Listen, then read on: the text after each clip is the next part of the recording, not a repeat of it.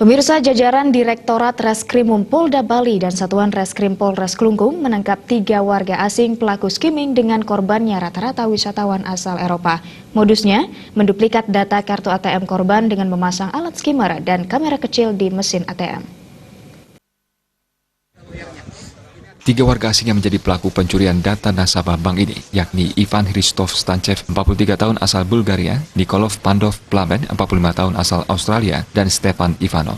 Pelaku Ivan dan Nikolov ditangkap petugas Satuan Reskrim Polres Klungkung dan Stefan diringkus petugas Ditreskrimum Polda Bali. Ivan dan Nikolov diduga bertugas memasang skimmer dan kamera kecil di beberapa mesin ATM di desa Jugut Batu, Nusa Lembongan, Klungkung.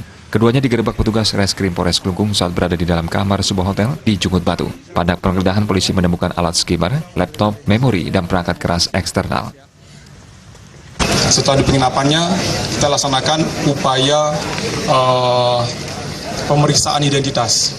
Dari mesin identitas tersebut ditemukanlah barang bukti seperti tersebut di atas. Ada laptop, ada hard disk eksternal, kemudian ada pipa ini. Ada pipa ini yang dia gendong kemana-mana. Kemudian ada laptop, hard disk eksternal juga, beberapa SD card, kemudian dan juga ada kapak.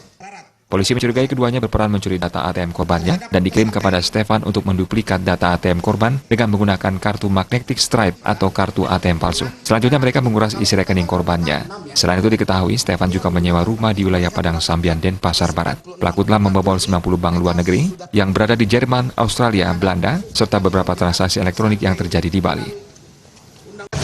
Bagi wisatawan asing yang berlibur ke Bali. Jadi dia mencuri data para wisatawan asingnya yang melakukan transaksi di ATM-ATM yang ada, seperti itu. Karena dia berpikir wisatawan asing yang datang sini pasti duitnya banyak. Itulah menjadi target untuk dikuras tabungannya. Dari para pelaku disita 98 kartu ATM palsu, belasan buku tabungan berbagai bank, laptop, alat pemindah data, dan uang tunai 51 juta rupiah. Polisi masih memperdalam kasus ini karena dari pengakuan para pelaku akan dugaan keterlibatan Mr. X warga asal Australia. Tim Liputan Bali TV.